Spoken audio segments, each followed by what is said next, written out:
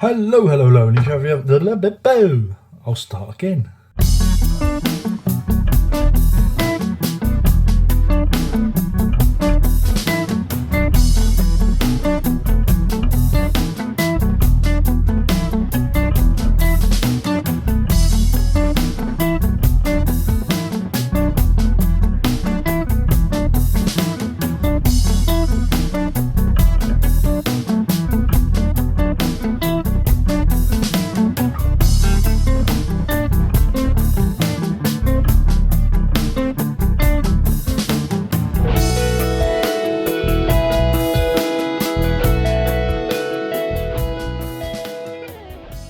Hello, hello, hello, and welcome to episode 464 of Prog. And today, if you haven't read the title description, I am talking about Union by Yes.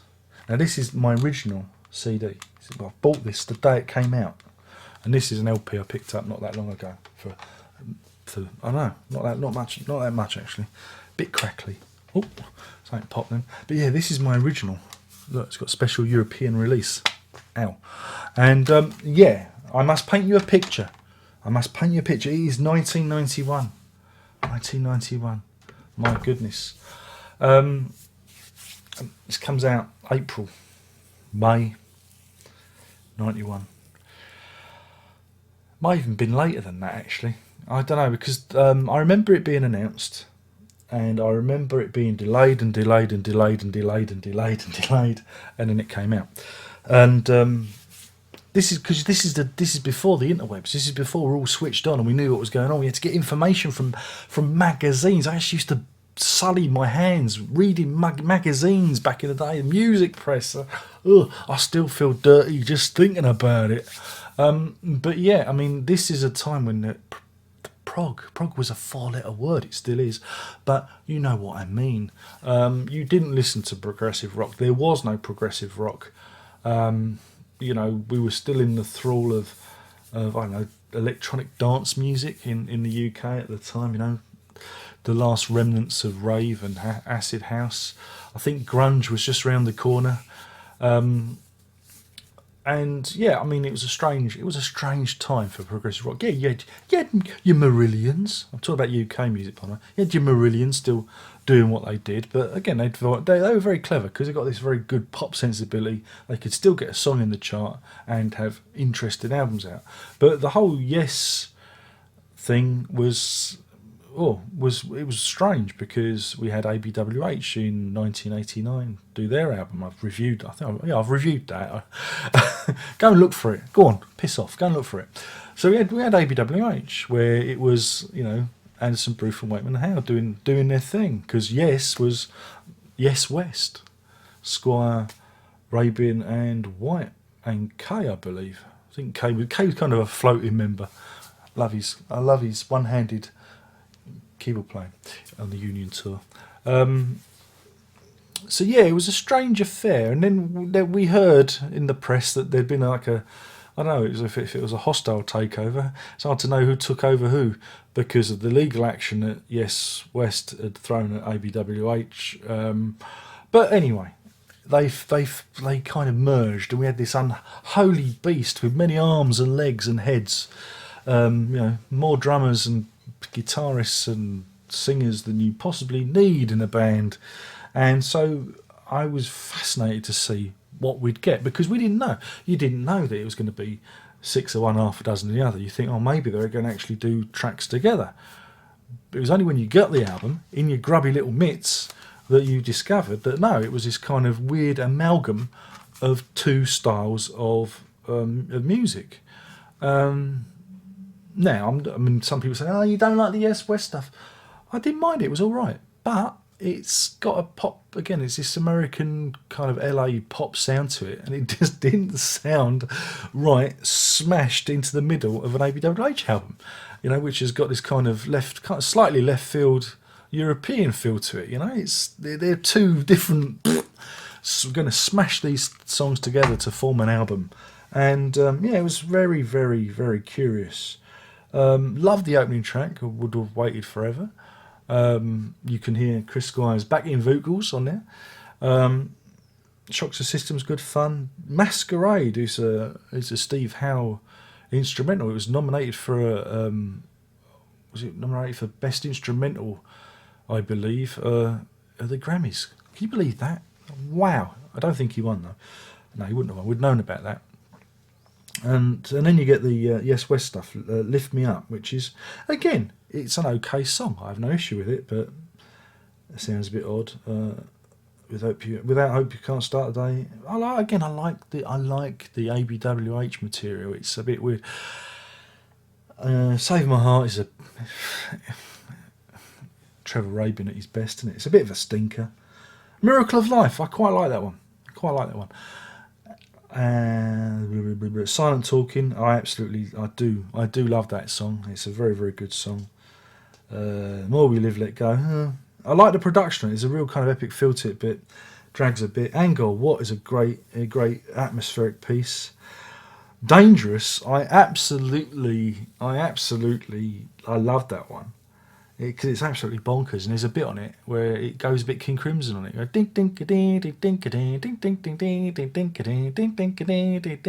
love that bit. I do love it. Holding On is, again, it's okay. Even Song, well, that's Bruford and Levin doing their thing. It was revisited. I think you got a kind of an extent. It was kind of what they did, an extension of what they did live with ABWH, but we saw this revived on Levin's World Diary album. I reviewed it. Go back and look at it. Etude in the Key of Guildford, I think they called it there. So it was revisited. Take the Water to the Mountain, again, lovely atmospheric piece. And it ends with Give and Take, which is the special bonus track on the European version, which is, it's a very straight ahead song. There are bootlegs, I think, of the ABWH stuff. I think it's called Flags Are Flying or something like that. I may have imagined that. Again, the issue with this, there's been a lot of debate and speculation. People don't like it because nobody knows who actually played on it, because if you look at the cast list, it's got a cast of thousands. I think even my dog appeared on it. He wasn't even born then, but I'd like to think he would have appeared on it. Rick Wakeman says the immortal line, I call it onion because it always makes me cry. He also said of Jonathan Elias, who's the producer, I wouldn't trust him with a food mixer. I call him Elias of Shit Billow because of the production. Because again, there are a lot of session men on this. Is Bill Bruford, or is it a drum machine? Is it Rick Wakeman? Rick Wakeman claims he was sampled, and they had his MIDI data, and they changed his sounds. So again, there's a lot of mystery of what exactly is this album, and that's what I like about it too. I mean, at the time, I took it at face value, and I really liked it, and I still do. I've had it on this morning. I thought it was it's a good, fun album, and it's a lot fucking better than they put out subsequently. I know a lot of you are going to get upset. You listen to Talk compared to this, it's a bit, Don't go on. Let's not talk about Open Your Eyes. The ladder kind of gets on this level. Oh God, and Heaven and Earth was bad. Fly From Here was halfway good, but I still think this is a good album. And a lot of people are going, "Oh, this is it. He's lost his fucking mind. He's lost it. It's the Invisible Touch review all over again. He's finally fucking lost it." But no, I like it. I again, you had to be there. You had to be there at the time, and in this desert of Prog, for there was nothing. There was nothing but just endless sand. For miles, nothing. And then this pops up as a little oasis. Oh, that'll do.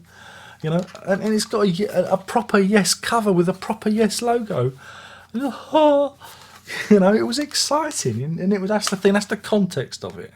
And it did well. I mean, I think it got good reviews, and it did well in the chart. It's only with hindsight that people's gone, it's not really a Yes album, and that's a great shame. That's a real shame of it. And again, we'll never really get to the bottom of who played what where. I mean, I know there are people that have done studies into it, but I don't know. But you imagine it coming out of the blue, and you didn't have the internet, and you didn't know who was on it. You just listened to it because that's how I did it. I just listened to it blind, and you appreciate it for what it is. You appreciate it for, you know. And then, like I say, you go and listen to Turbulence, and you hear Steve Howe's contribution. And Turbulence, in places, sounds very much like Union. You know, like the ABWH tracks on Union. You can see, you know, what he was hinting at. That, you know, he had more input than obviously they gave him credit. So yeah, I mean, I've got a lot of fondness for it. It's not a perfect album. I would be happy to get rid of the Yes West tracks because I think they are the weakest tracks on the album. And I've never listened to any of the demos. I know they were doing the rounds back in the day, but I think they may have. I think John Anderson may have even released them in a box set somewhere. But I've never listened to them because, you know, I probably would have spoilt my enjoyment of this. So yeah, that's why I like Union, and everyone's unsubscribing. He's an idiot. He doesn't know what he's talking about. You had to be there. You really had to be. And then there was the tour. And the tour was, like I said, it's the only tour where I've gone to 2 nights on the same tour because we saw it from, this is at Wembley Arena, I saw it from above. It was a big in the round thing, and then I saw it from the side.